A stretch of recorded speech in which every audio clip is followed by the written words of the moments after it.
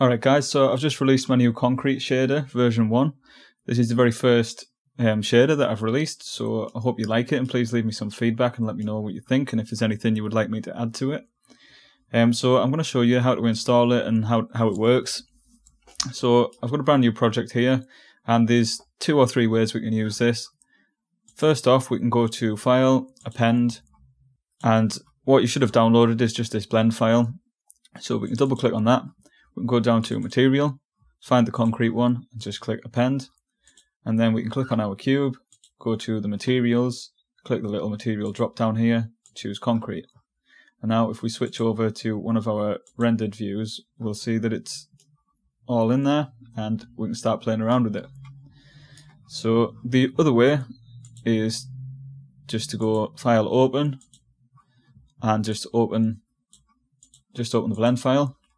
And then if we go to the rendered view, this is already set up with an environment, texture, and the material on the cube, so we can start playing around. So I'm going to go over some of the main settings here. So first off, we've got the colours, so we can change the base colour. We'd have more of a white or a blue or any colour that we want. So I'm going to stick with a very slightly yellow colour here. And then underneath we've got the dirt colour, so we can change the colour of the dirty bits here. Yeah, so I might stick with something like that.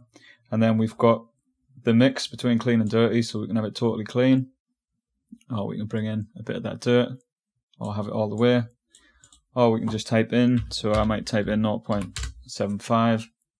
And then underneath we've got the dirt scale, so I can crank that up, and that's going to change sort of how fine the dirt is. We can have like much more but smaller patches of dirt, or we can go down to something like 0.2. And I've set these sliders to a minimum and maximum value, but you can type in higher numbers if you want, so you could change it to something like 10 if you wanted, just by typing in and then pressing enter. So I'm going to stick with maybe 1 for now. And then underneath we've got smooth and rough. So this is for the surface. I'll zoom in a bit so we can see. So this is for the surface here. At the moment it's completely smooth, or we can turn it up to something like 1.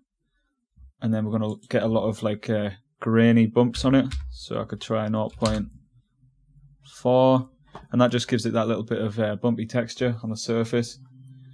And then underneath we've got glossy. So at the moment it's not glossy at all. It's not reflective. We can turn it up to 1. To see the effects, we're going to want to go into the render properties here. Make sure we've got screen space reflections turned on.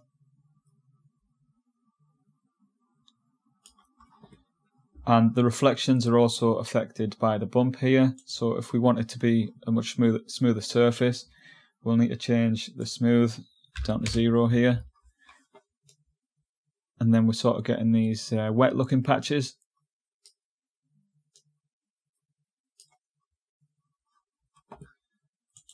So we can change it to 0.5, somewhere in the middle. And then next up we've got the crack scale.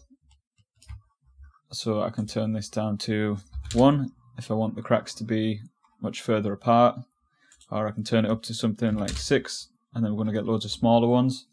Because I've made the cracks a lot smaller, I'm going to need to change the crack tightness here. So I could change that down to like a 2 or something, because this bit helps you tighten up the cracks to make them thinner or thicker. So if I change the crack scale down to something like 2, then you'll be able to see what the crack tightness is doing better. So as I turn it up, the cracks are getting much thinner, or as I turn it down, they're going to get much wider. And that's also affecting the bump as well, not just like the colour of the cracks. So if I have it something like 1, we're getting quite thick cracks there, and they've also got a bit of a wear on them around the edges. So I'll maybe stick with something like 2 here. And we've got the crack depth here, so this is how deep the cracks are going in.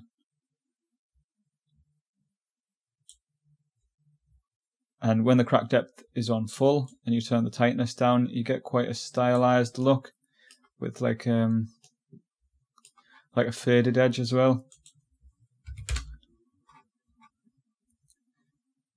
So maybe we'll change the colour to something like blue, and the dirt colour also to something like a dark blue. Turn the dirt right up.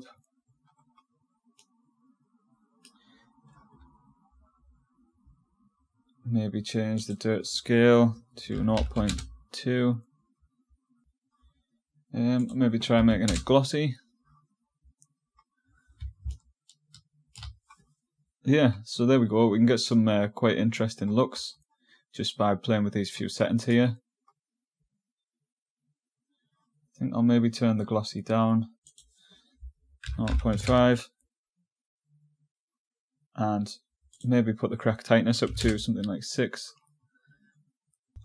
And we'll just try it on a ball as well. So we'll do mesh, UV sphere, turn on my overlays so I can see it, move it over here, shade smooth, and I'll add a subdivision surface just so it's nice and smooth, and I can apply that.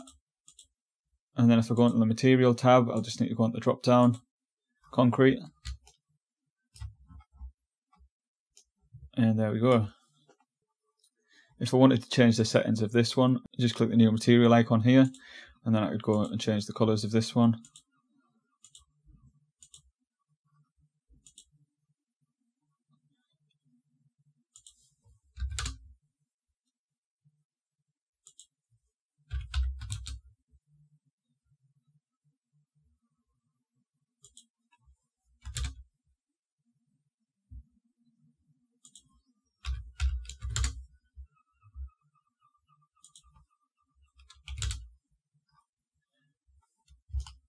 And there, quite easily, we've got 2 different textures there. So there we go. I hope you enjoy this shader. Please let me know what you think and if there's anything you'd like changing. And I'll probably release a new version soon when I've got a bit of feedback from everybody.